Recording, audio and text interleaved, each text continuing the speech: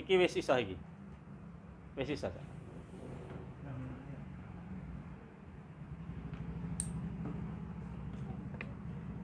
Assalamualaikum warahmatullahi wabarakatuh. Bismillah, alhamdulillah, wassalatu wassalamu ala rasulillah sayyidina wa maulana Muhammadin ibn Abdillah wa ala alihi wa ashabihi wa man tabi'a sunnatahu wa jama'atah.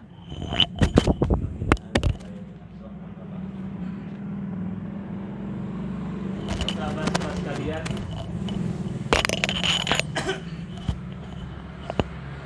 sahabat-sahabat sekalian, Ansor, Banser, jalur Ansor khususnya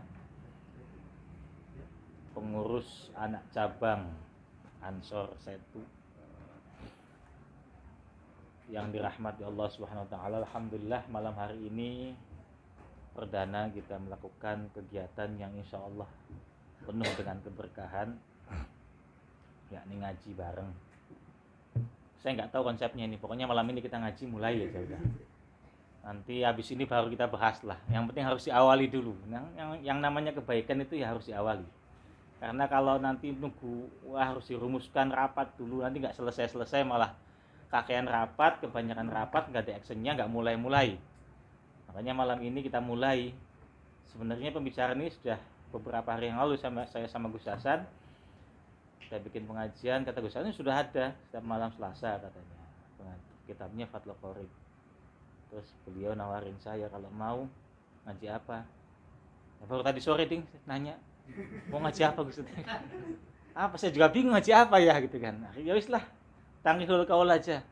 Biar semangat beramal kan, seperti itu. Itu fadilul amal di dalamnya. Jadi malam ini kita mengaji Tangkihul Qaul, cuman mohon maaf sebelumnya nggak bisa lama. Ini perdana nggak bisa lama, bukan karena memang ada apa-apa. Cuman malam ini saya mau ada video call sama anak saya. Jadi udah 4 bulan nggak ketemu, nggak nengokin. Malam ini jadwalnya video call. Jam 9-an. Karena jam 9-an itu kan masih nggak jelas. Jam 9 jam berapa. Nanti selesai jam 9 aja udah. Yang penting mukadimah kita mulai, minggu depan kita bisa full. Ya kan, seperti itu ngaji bisa lebih lama lagi. Masih setidaknya malam ini kita bisa mulai ngaji bersama-sama. Yang nggak tahu nanti sampai dapat berapa banyak. Karena biasanya kalau saya ngaji dikit-dikit yang dibaca, yang banyak ceritanya, ngobrolnya. Ya nggak apa-apa. Intinya kan kita tabarukan aja. Jadi yang kita kaji malam ini, nanti setelah ini Gus Hasan jatahnya beliau ngaji Fathul Qoribnya Tangkihul Qaul. Ini kitab merupakan karya Syekh Nawawi Al-Bantani, ya, guru ulama-ulama Nusantara, ya, kiai-kiai kita, guru-guru kita pasti banyak mengkaji karya-karya beliau. Dan Tangkihul Qaul ini merupakan syarah atau penjelas dari kitab Lubabul Hadis karya Syekh Jalaluddin As-Suyuti. Nih, Syekh Jalaluddin As-Suyuti juga merupakan orang yang luar biasa. Ulama yang juga karya-karyanya banyak dikaji oleh kiai-kiai kita, guru-guru kita, baik di madrasah, majelis ta'lim, terutama sekali di pesantren-pesantren. Kitabnya banyak sekali Syekh Jalaluddin As-Suyuti ini. Ya kalau Syekh Nawawi kan juga banyak kitabnya, ya mungkin lebih populer karena memang lebih dekat secara kultural dengan kita karena sama-sama orang Indonesia. Syekh Jalaluddin As-Suyuti ini yang paling terkenal kitabnya tentu saja, yang paling fenomenal ya, bukan karena semuanya terkenal, yang paling fenomenal ya tentu saja Tafsir Jalalain yang beliau karang bersama Syekh Jalaluddin Al-Mahalli, ya, Syekh Al-Mahalli, kemudian Syekh Jalaluddin As-Suyuti sama-sama mengarang kitab Tafsir Jalalain. Selain itu karyanya banyak. Kan ada dalam kitabnya beliau sendiri itu dikatakan karya-karya Syekh Jalaluddin As-Suyuti itu berjumlah kurang lebih 300 buah karya. Itu kan luar biasa. Ada yang mengatakan 600, ada yang mengatakan 500, ada yang mengatakan 415, ya macam-macam pendapat orang. Tapi andai kan kita ambil angka yang paling kecil saja, 300 karya, itu kan sudah luar biasa. Lah kita ini sampai umur sekian ini sudah menghasilkan berapa karya? Sudah menghatamkan berapa kitab? Ya kalau gaplean hatam tiap malam mungkin bisa. Tapi kalau kitab ini susah. Bahkan Syekh Jalaluddin As-Suyuti ini belum genap usia 20 tahun pun sudah dikasih ijazah dikasih wewenang untuk berfatwa. Belum genap 20 tahun. Itu luar biasa. 8 tahun beliau sudah hafal Quran. Sampai 8 tahun Pancasila aja belum hafal kayaknya. Itu Pancasila yang cuma 5 silanya, itu belum hafal. Syekh Al-Asyuti itu 8 sudah hafal Quran, kan luar biasa. Ya sama kayak Imam Syafi'i lah. Imam Syafi'i itu kan 9 tahun hafal Quran, kemudian 11 tahun 7 tahun hafal Quran, 9 tahun hafal Al-Muwatta, ya segala macam itu kan juga memang ulama-ulama zaman dulu itu luar biasa seperti itu. Kadang-kadang saya juga heran, itu kapasitas otaknya berapa giga atau berapa tera atau nggak tahu itu, kok bisa nyimpen ilmu segitu banyaknya dalam pikiran mereka. Nah, kita kan bingung, kebanyakan cicilan ya. Jadi apa namanya, otak kita ini terbatas ya, kebanyakan cicilan, kebanyakan mikir politik ya kan, nyalon ini nggak jadi, ini nggak jadi, jadinya kan pusing sendiri, akhirnya ya udah terbatas kemampuan otak kita ini. Jadi kayaknya yang membatasi sebenarnya diri kita sendiri ya kan, kebanyakan keinginan, apalagi maksiat juga jalan terus ya kan, apalagi seperti itu. Makanya Imam Syafi'i kan pernah berkata kepada gurunya Wadul, syakautu ilal waqi'i su'a hifdzi fa arsyadani ila tarkil ma'asi. Kata Imam Syafi'i ketika Wadul itu mengadu kepada gurunya, kok hafalan saya kok jelek, kata Imam Syafi'i. Ini sebenarnya saya lucu, ini maksudnya hafalan jelek itu apa? Padahal kita paham semua. Imam Syafi'i usia 7 tahun hafal Quran, 9 tahun hafal Muwatta, kok masih mengatakan hafalan saya jelek. Ini maksudnya nyindir atau bagaimana, saya nggak tahu. Ya kan begitu. Dalam syairnya, syakautu ila waqi'i su'a hifdzi fa arsyadani ila tarkil ma'asi. Kata gurunya, ya kalau kau pengen hafalan bagus ya tinggalkan maksiat. Fa akhbaru bi anna ilmu nurun fa nurullahi la yahdi lil 'asi. Kata gurunya, karena ilmunya Allah itu cahaya, dan cahaya tidak akan sampai kepada orang yang ahli maksiat. Ini Imam Syafi'i loh, kelasnya seperti itu aja masih disuruh ninggalin maksiat. Ini kayaknya bukan makom kita sih, memang berat ngikutin. Ya paling setidaknya itu ada benchmark buat kita, ada contoh yang dapat kita tiru. Karena Imam Syafi'i itu manusia, sama dengan kita, sama-sama makan, ya makan makanan pokok, meskipun beda. Kalau beliau karena tinggal di Mesir, ya makannya mungkin roti, kita ya makan beras, makan nasi, tapi kan sama-sama makan, sama-sama manusia. Artinya contoh itu mestinya ya bisa kita ikutin lah, meskipun berat ya paling bisa diikutin. Itu Imam Syafi'i, karena sama-sama manusia. Itu ulama-ulama zaman dulu, termasuk ya Syekh Jalaluddin Abdurrahman bin Abi Bakar As-Suyuti ya, ini kitabnya Lubabul Hadis yang kemudian disyarahi oleh Syekh Nawawi Al-Bantani dari Tanara, Banten.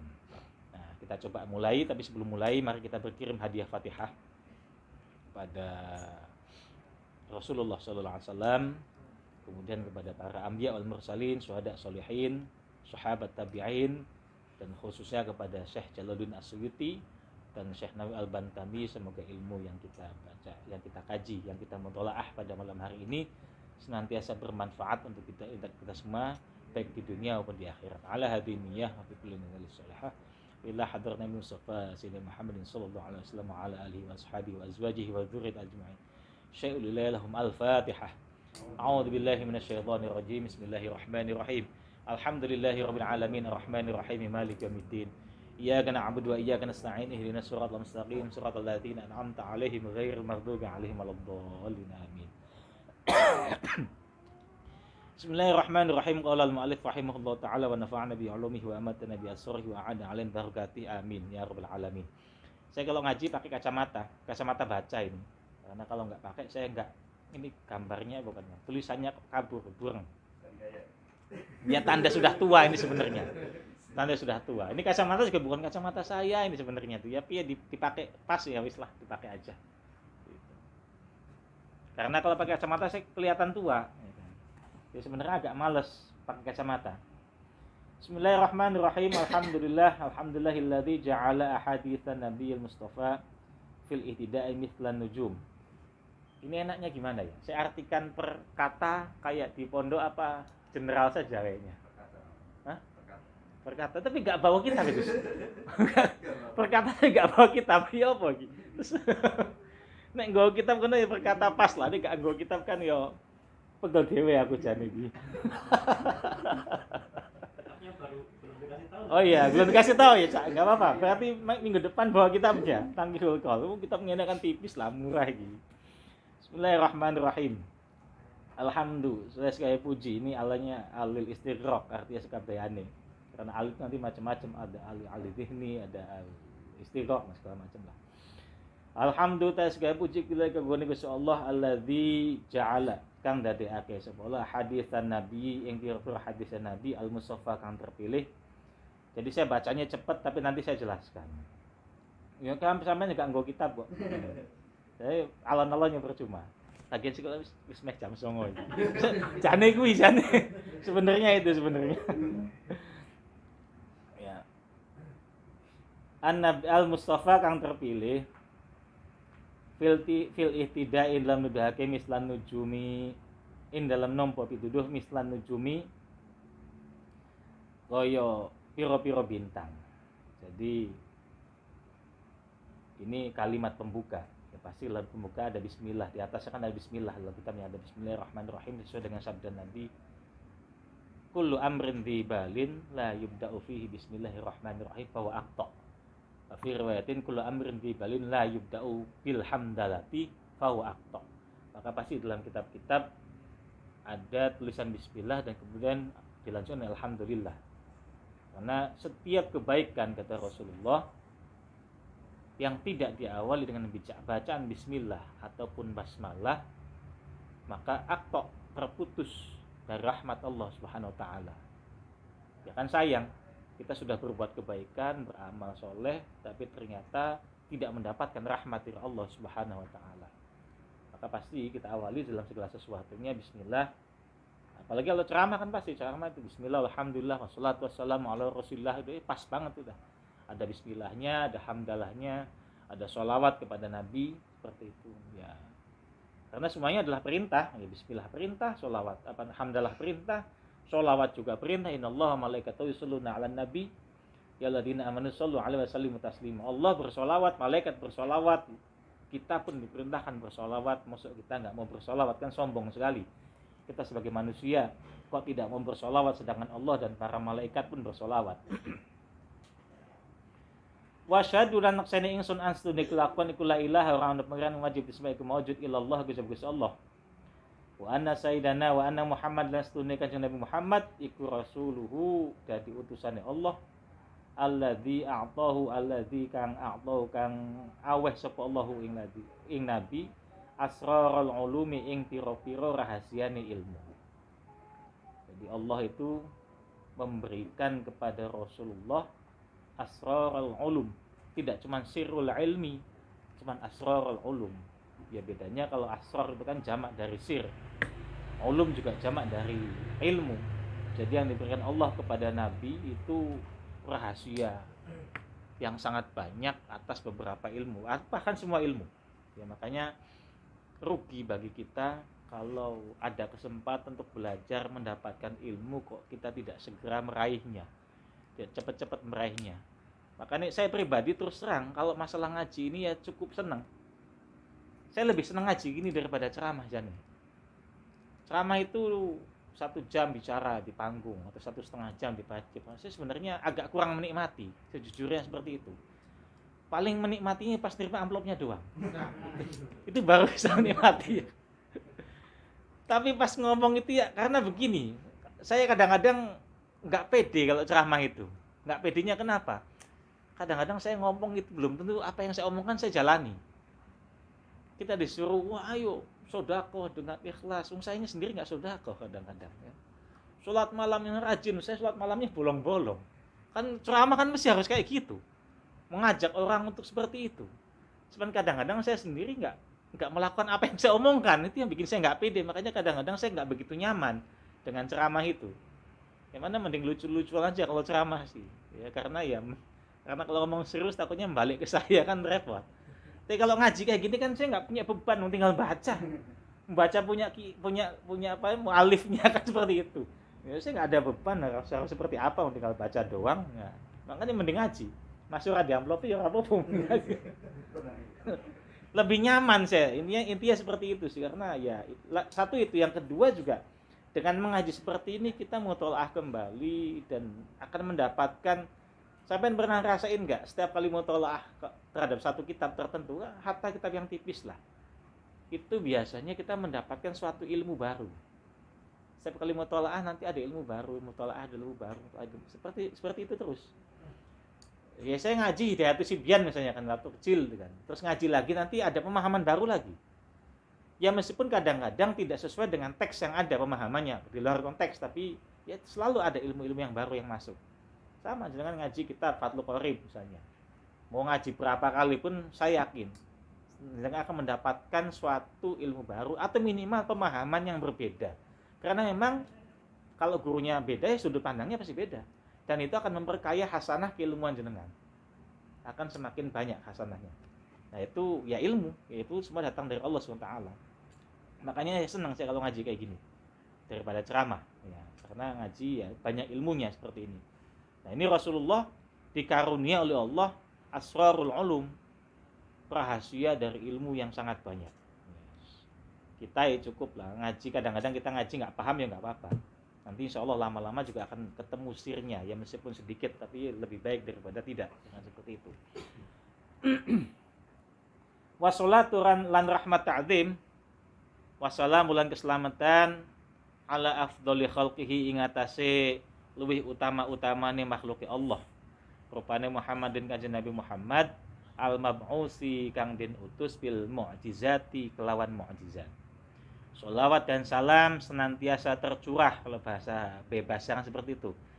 Sholawat dan salam senantiasa tercurah kepada paling mulia, paling utama-utamanya makhluk yang ada di bumi maupun yang ada di langit.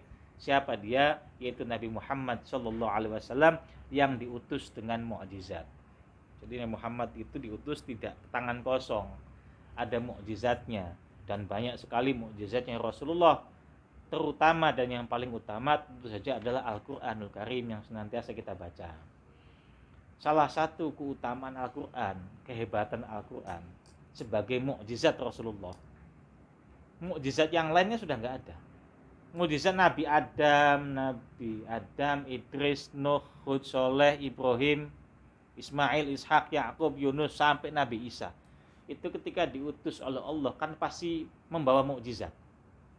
Ya macam-macam mukjizatnya dan hebat-hebat, mukjizatnya Rasul hebat-hebat, mukjizatnya Nabi itu hebat-hebat. Tapi seiring dengan wafatnya beliau, mukjizat itu pasti ikut hilang, pasti nggak ada. Nah inilah hebatnya mukjizatnya Nabi Muhammad. Meskipun Nabi Muhammad sudah wafat, ya intaqala ila rafiqil a'la, kalau bahasanya Gus Bah seperti itu, sudah berjumpa dengan Allah, berpindah tempat saja untuk menjumpai Allah atau wafat. Tapi Al-Quran ini masih ada, bahkan sampai saat ini masih terjaga. Nah, ini luar biasanya Al-Quran. Maka sayang kalau jangan di rumah ada Al-Quran kok dianggurin Qurannya ya, karena ini mukjizat yang luar biasa. Dan Al-Quran nanti datang di hari kiamat memberi syafaat kepada orang-orang yang senantiasa membacanya. Ya kalau saya sih otomatis baca Quran Pak, karena ngajarin alif bata bocah-bocah kan setiap habis maghrib gitu kan, ngajarin anak-anak baca hafalin juz amma, ngajarin anak-anak baca Quran, ngajarin anak baca Iqra. Jadi meskipun tidak disadari, tidak diniati, otomatis saya baca ya, tapi kalau yang tidak punya aktivitas seperti itu ya hendaknya didawamkan dan dirutinkan untuk selalu membaca Al-Quran, karena itu mukjizat yang luar biasa yang insya Allah akan menjadi penolong kita ya, bahkan penolong tidak hanya di akhirat, di dunia pun menolong. Hudan linnas, menjadi petunjuk bagi manusia, wa bayyinati minal huda wal furqan, kan seperti itu, dan menjadi penjelas atau pembeda terhadap yang batil dan yang hak, terhadap segala petunjuk-petunjuk Allah dan segala macam. Makanya dibaca Quran itu diresapi. Wa ala alihi, dan tetap ingatasi keluarga dengan Nabi. Masabihid dalalati kang dadi lenterane pira-pira pituduh, washabihi lan sahabat kanjeng Nabi, anjumil hidayah kang dadi bintange pira-pira petunjuk. Jadi ada Ali, ada ashab.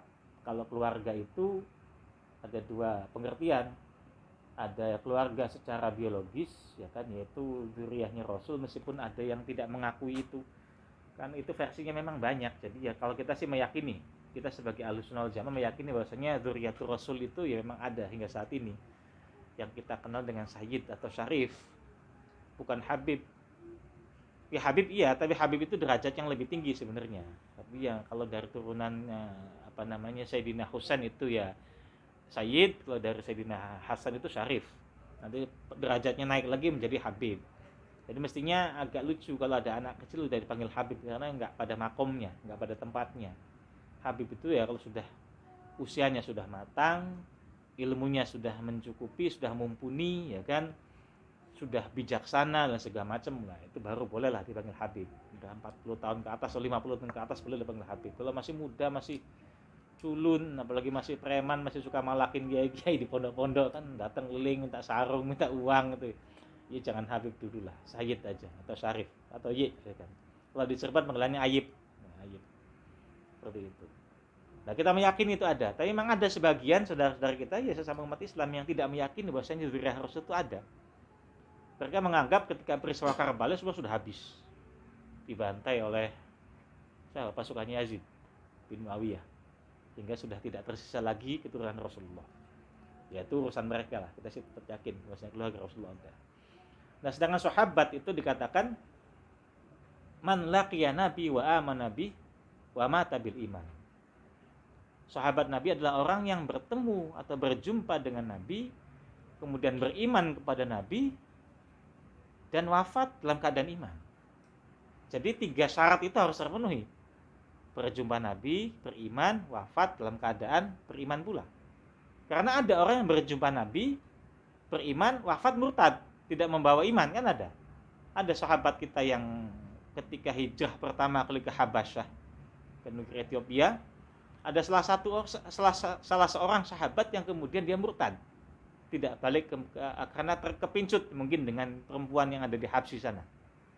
Jadi jangan dikira semua sahabat itu ya kemudian imannya tebal-tebal, buktinya memang ada yang murtad juga seperti itu. Jadi itu bukan sahabat namanya, karena sudah murtad. Atau ada yang beriman, mati pun dalam keadaan iman, tapi tidak pernah berjumpa dengan Nabi, maka dia bukan sahabat meskipun hidup sezaman dengan Rasulullah. Contohnya Uwais Al-Qarni. Beliau termasuk kategori tabi'in, karena tidak pernah berjumpa dengan Nabi, dia hanya berjumpa dengan sahabat Nabi. Meskipun secara waktu Uwais Al-Qarni itu hidup sezaman dengan Rasulullah, tapi karena beliau tidak pernah berjumpa dengan Rasulullah, maka Uwais Al-Qarni bukanlah disebut sebagai sahabat, tapi disebut sebagai tabi'in karena dia hanya menjumpai sahabat. Jadi 3 syarat harus ada. Pertama berjumpa Rasulullah, beriman, kemudian mati pun iman. Kalau berjumpa dengan Rasulullah tidak beriman ya banyak. Ya. Musuh-musuh Rasulullah itu ya banyak yang tidak beriman meskipun berjumpa dengan Rasulullah. Setiap hari mendengar Rasulullah bersabda dan lain sebagainya. Amma ba'du fa hadza syarhi. Mongko ta ikhlas syarah ala Lubabil Hadisi ngatasi kitab Lubabul Hadis. Syarah ini adalah syarah dari kitab Lubabul Hadis li syaikhi, kedua syekh yang dimiliki oleh Syekh Al-Alamah yang banget alime, yang sangat alim, Al-Fahamah yang sangat banget pahami, rupane Jalaluddin, Imam Jalaluddin Ibnil Alamah yang menjadi anak laki-lakinya orang yang sangat alim, rupane Abi Bakr As-Suyuti dari negeri Suyut. Emang As-Suyut itu nama daerah di Mesir, As-Sayut, ya As-Sayut. Taghammada muga-muga ngliputi hu ing Imam Jalaluddin As-Suyuti sapa Allah bi rahmati kelawan rahmati Allah, waskana hulan manggonake sapa Allah fasihah jannatihi ing luasnya ombone surgane Allah.